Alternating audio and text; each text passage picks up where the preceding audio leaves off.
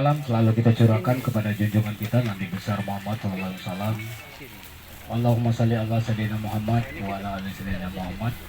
Karena berkat beliaulah yang telah membawa kita di alam yang terang benderang yang kita rasakan pada saat ini. Bismillahirrahmanirrahim. Alhamdulillahi rabbil alamin arrahmanirrahim maliki yaumiddin. Iyyaka sayyidina Muhammadin salatan tujina biha maulana sami'un karimun mujibuna. Pada Bapak Edward yang telah memimpin doa bersama. Mudah-mudahan doa kita bersama tadi akan dijawab. Terima kasih. Assalamualaikum warahmatullahi wabarakatuh. Selamat pagi menjelang siang, menjelang siang. Salam sejahtera untuk kita semua. Tapi sawah kita lagi kering kini pagi ini.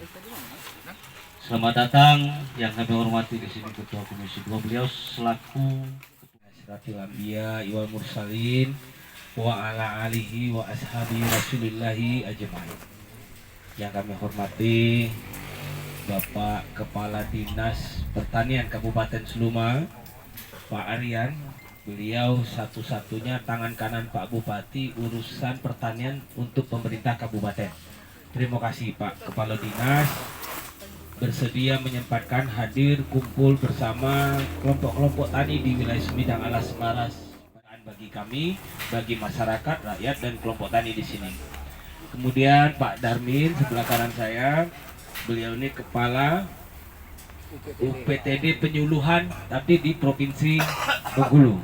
Jadi kegiatan-kegiatan yang seperti pertemuan, kalau zaman Pak Soeharto presiden dulu ada kelompok pencapir, ada lomba antar itu. Nah mungkin nanti ini akan kita gagas di tahun-tahun yang produksi petani. Sekarang pemerintah harus hadir Pak. Nah hari ini melalui acara kita sama-sama tahu keadaan yang namanya pertanian ini luar ini Mbak Gini. Terima kasih Pak Darmin beserta jajarannya, Pak Bimo. Pak Bimo ini wakilnya Pak Saril, beliau Pak UPTD. UPTD itu di bawah dinas tapi khusus untuk peralatan-peralatan dalam. Traktor yang motor yang macam-macam peralatan termasuk yang hari ini tanggung jawab beliau kalau itu kecil.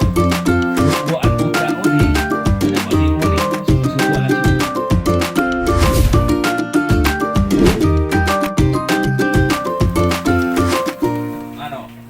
Mana muda yang akunya? Hah? Sama baik kan? Cuman beda bau awe. Remoknya. Beliau Pak, Ibu, kakak tingkat aku kuliah. Jadi yang ngospek aku tuh termasuk beliau ini. Beliau sarjana kehutanan, tapi di UNIP itu kehutanan dengan agronomi, sosial ekonomi itu di dalam satu fakultas pertanian. Jadi termasuk beliau juga senior aku di kampus. Nah hari ini kami duduk sesama. Hari ini belum apa-apa Pak. Belum apa-apa dan belum seberapa. Semoga kita punya komitmen sama ya Pak, memberi pendidikan politik yang sehat. Begitu. Yang kedua, ini nanti untuk khusus sawah, selain sudah ada LP2B kita di Seluma, di Provinsi Bengkulu, saya katakan lagi, jadi kalau 1 hektar itu berapa upahnya? Itu ya. Nah ini contoh Pak Kadis. Saya berkeinginan untuk memperjuangkan ini karena kemarin waktu kami kunjungan saya ke Jogja, Pak Kadis kami sudah datang. Ini di awak petani punya sawah tapi berasnya beli. Apa lagi ngirim sawah? Sangat untuk petani di tahun depan. Beliau ini Pak sebelum di sini di Muko-Muko luar biasa pertaniannya. Program kita nanti di bidang kebudayaan di November akan kita gelar secara besar-besaran Pak. Kita ambil generasi gitu mencak urai gitu di panggung loh, kita festival kan. Itu dari senang sekali bisa ketemu hari ini. Walaupun suasana politik mulai terasa, saya tidak menganggap pemilu ini sebagai sebuah kompetisi Pak. Pemilu ini jadikan para calon itu untuk tukar ide dan gagasan. Datang siapapun datang, tokoh masyarakat, calon siapapun terima.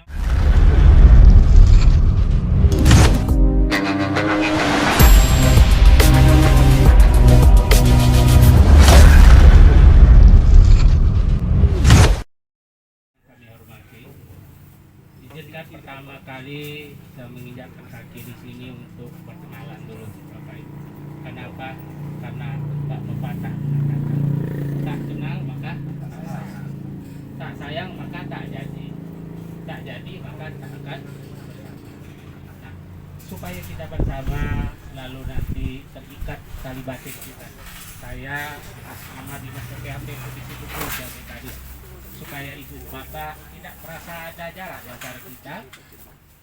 Saya perkenalkan diri, nama Emrizon. Tadi sekilas sudah disebutkan oleh Adinda kami. Kalau di luar kami Adinda, tapi kalau di dinas paksa berbapak. Kenapa kami bersama dulu di kampus, sama-sama menjalin asa dengan susah ya Pak ya. Luar biasa perjuangan beliau dan saya salut gerakan beliau. Pesan yang dibawa.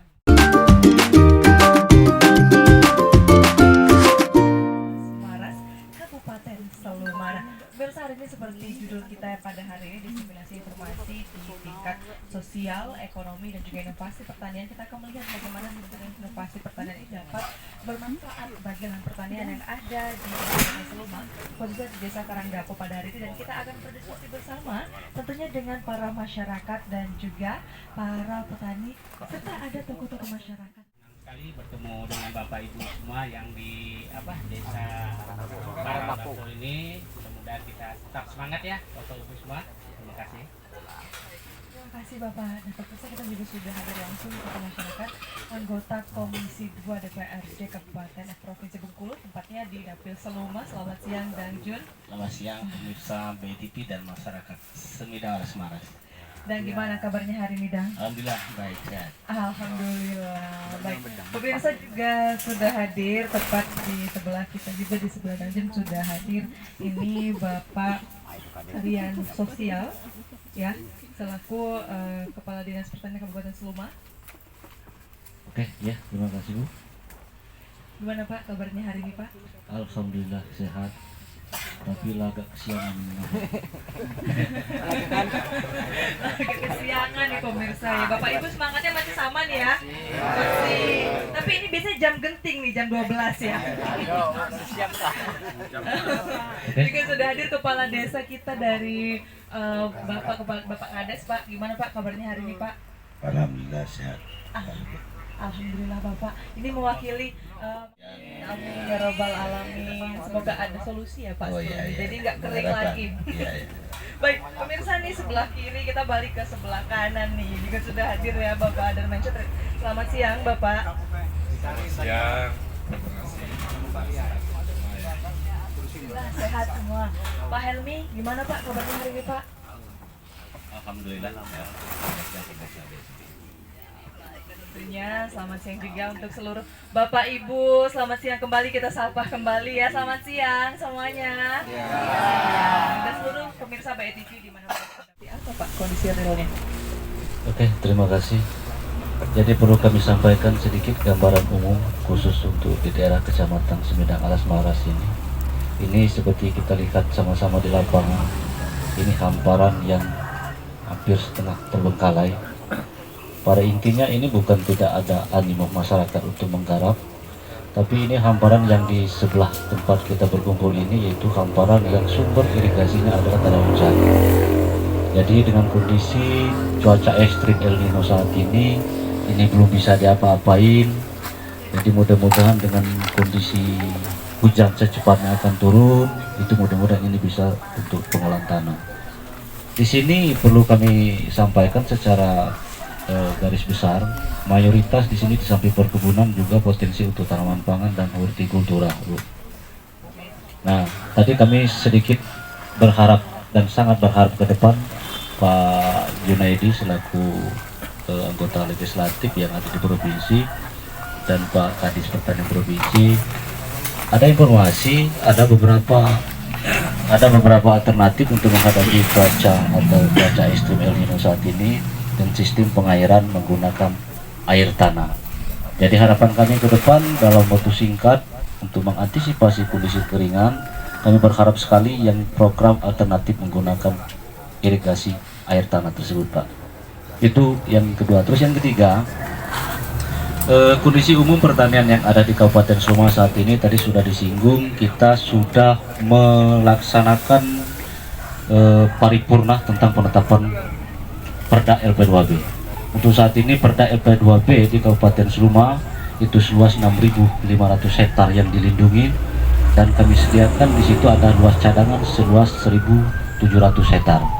Alhamdulillah itu sudah diparipurnakan dan sudah ketok palu, dan insya Allah akhir tahun ini bisa langsung diundangkan selaku peraturan daerah. Mungkin itu sementara gambaran dari kami. Terima kasih. Iya, baik. Artinya memang benar ya Bapak ya, Bapak Ibu, mungkin semua tadi sudah dijelaskan juga dari awal bahwa kondisi pertanian saat ini dalam keadaan kering ya Bapak ya, karena dipengaruhi dengan cuaca kemarau yang sudah terjadi beberapa bulan belakangan ini. Oke, ya memang benar. Kondisi El Nino sangat berpengaruh dan sangat merasa kami tertunda untuk jadwal tanam. Ya, sangat dirasakan sekali dengan pengaruh cuaca ekstrim ini. Ya. Sedangkan sumber airnya tadi dari tada hujan ya Pak ya. Ya. Dari mana nih Pak sebenarnya sumber airnya Pak? Ini hamparan di sebelah kita ini. Ini semua hamparan yang pengairannya tada hujan. Jadi tada hujan itu berharap dari cuaca basah, bukan dari irigasi. Sedangkan sekarang kemarau ya. Sementara sekarang yang cuaca kita harapkan basah itu kering. Jadi alternatif terakhir ini berarti kita harus menggunakan irigasi bawah tanah. Yaitu itu dengan sistem sumur bor tadi, Pak Junedi. Ya, itu Mbak. Baik, kita menyinggung tadi mengenai hamparan sawah ataupun kita akan melihat sebenarnya saat ini untuk upaya dari DPRD, mungkin ke Kang Jun dulu nih Dang. Melihat bagaimana Dang sejauh ini upaya dari DPRD untuk kondisi real dari Kabupaten Seluma pertanian saat ini Dang. Ya, makasih. Jadi sama Pak Aryan ini Pak Kadis, kita sudah 5 titik area strategis persawahan yang kita gerbek sawahnya. Ada beberapa lokasi yang sampai kini irigasinya masih bagus. Ada daerah Arangsapat, Lubuk Sandi itu mereka masih bersawah tanam bagus, nggak ada masalah Pak, malah panen sebenarnya, barusan panen dan siap-siap tanam karena irigasinya cukup bagus, mereka di hulu. Nah, tapi di daerah Bukit Peninjauan 1 nasibnya sama. Yang agak beruntung di Seluma Selatan, Rimbo Kedui, Padang Genting, tempat keluarganya Pak Kadis, itu masih air irigasi masih masuk ke sawah, walaupun di hulu bendungan air Seluma itu juga sudah kering sekarang. Nah, yang Alas Maras ini memang masalah terbesar karena bendungan air alas milik kementerian, aset dari pemerintah pusat, sama sekali tidak mengalir ke areal persawahan yang harusnya bendungan itu dibikin. Itu sebenarnya dibikin untuk sarana pertanian di kawasan sekitar bendung. Jadi boleh dibilang bendung itu ya sia-sia dibangun dari zaman Pak Soeharto sampai sekarang masyarakat tidak menikmati airnya. Ini PR besar. Kalau soal air tanah, saya pikir nanti tinggal Pak Kadis, saya minta, kami sudah mendapatkan nomenklatur dari pemerintahan Menteri Dalam Negeri, irigasi air tanah itu bisa dilakukan pembangunannya di namanya irigasi. Kalau irigasi kan berarti kepentingannya untuk pertanian dan persawahan. Nah, itu nanti akan diregulasikan 2023, Permendagrinya terbit. Nah, 2024 ini kita bisa implementasi Pak Kadis. Tapi leading sektor yang bikin irigasi air tanah itu nanti Dinas PU, bagian sumber daya air Pak Helmi. Nah, nanti kita koordinasi aja. Cuma teknisnya seperti apa, pembangunannya berupa apa saja, sarana prasarana fasilitas yang dibangun berapa, 1 unit berapa, itu yang kita minta nanti disampaikan ke DPRD. Harapan saya di tahun depan 2024 Pak, ini kita sudah bisa punya, khususnya wilayah kita yang memang kondisinya tada hujan. Kalau mereka masih punya irigasi mungkin tidak harus pakai itu.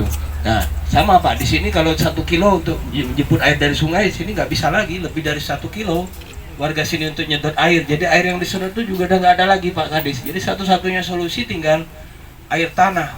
Selain air tanah ya air langit lah lagi nanti. Air langit nggak turun-turun kan, kita minta di yang di tanah. Begitu, makasih. Ya, baik, dan Jun mungkin melihat sejauh ini mungkin di luar dari irigasi air tanah tadi, melihat untuk perkembangan nilai ekonomi Pak untuk pertanian sejauh ini, karena informasi yang kita dapatkan bahwa Kabupaten Seluma ini juga menjadi salah satu lumbung beras Pak di Kabupaten Provinsi Bengkulu. Itu kenapa hingga saat ini justru tidak dapat meningkatkan kesejahteraan masyarakat di bidang ekonomi? Ya, jadi sederhana saja. Ini Pak Kadis, dari luasan lahan pertanian 9 kabupaten kota provinsi Bengkulu, LP2B terluas memang ada di Kabupaten Seluma hari ini. Walaupun muko-muko luas, Rejang Lebong luas, tapi saya katakan Bapak Ibu sekalian, cadangan lahan pertanian pangan berkelanjutan terluas di Provinsi Bengkulu sekarang ada di Seluma. Maka saya titik beratkan ini Pak Kadis, perhatiannya ke Seluma harus agak lebih. Begitu. Ini 5 tahun terakhir karena ada faktor alih fungsi lahan aja. Kalau nggak ada alih fungsi lahan, ini bisa lebih sejahtera lagi. Muko-muko kaya, tapi alih fungsinya lebih gila lagi daripada kita semua. Ini Pak Kadis paham betul. Jangankan lahan yang datar, lahan yang di bukit aja udah dialih fungsikan sama warga. Nah, tapi Seluma masih bisa bertahan. Secara ekonomi saya katakan ketika nanti areal memang terdeteksi jauh dari irigasi, maka satu-satunya solusi Pak Ilmi, kita harus kuat pemerintah memberanikan mensupport anggaran untuk air tanah ini. Selama ini memang belum kita dengar, belum ada satupun realisasi, tapi di beberapa provinsi besar Pak, sebagai daerah pertanian, mereka sudah lakukan teknologi itu. Sederhana sekali sebenarnya, dan ini potensinya masih sangat mungkin dan sangat bisa. Kalau tak ada hujan seperti ini, mereka kan tidak harus sawah irigasi, airnya tergenang. Asal lembab baik tanah nih, tergantung kita pilih bibit yang cocok juga untuk tak ada hujan ini.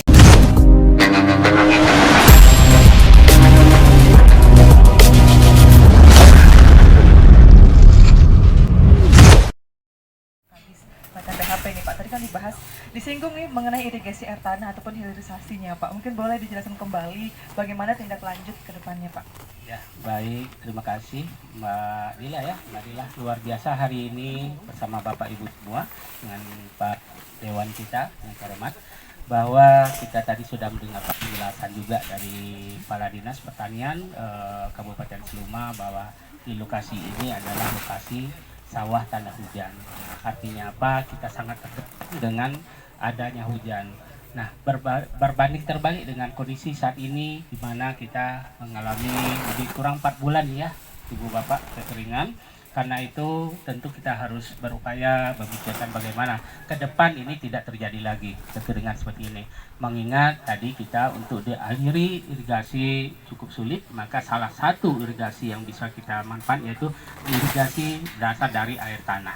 Nah, air tanah bisa kita melalui nanti sumur bor, maka kami akan mengkaji berapa luas lahan Bapak di sini, berapa kelompok mekanisme untuk peletakan siang hari ini adalah acara yang luar biasa bagi kami petani. Karena kenapa? Di Desa Karangdapo ini kami kehadiran acara grebek sawah yang dilaksanakan Junaidi SP. Kemudian dapat meningkatkan produksi, produktivitas, dan tentu ujungnya adalah kesejahteraan bagi petani dan keluarga petani itu sendiri yang kita. Dan traktor ini diserahkan langsung oleh Bapak Ketua Komisi 2, Bapak Junaidi SP. Kepada beliau kami persilakan. Oke, tepuk tangan.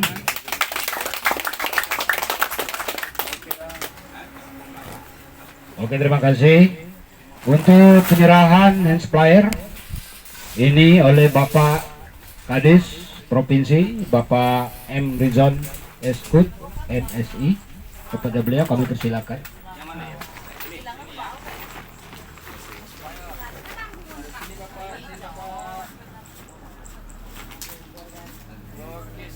Oke, terima kasih.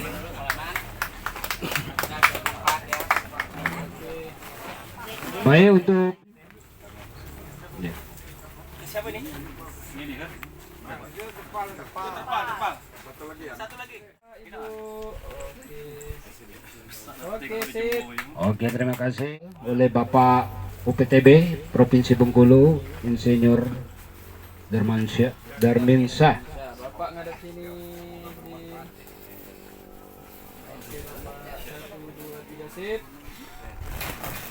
Oke, terima kasih.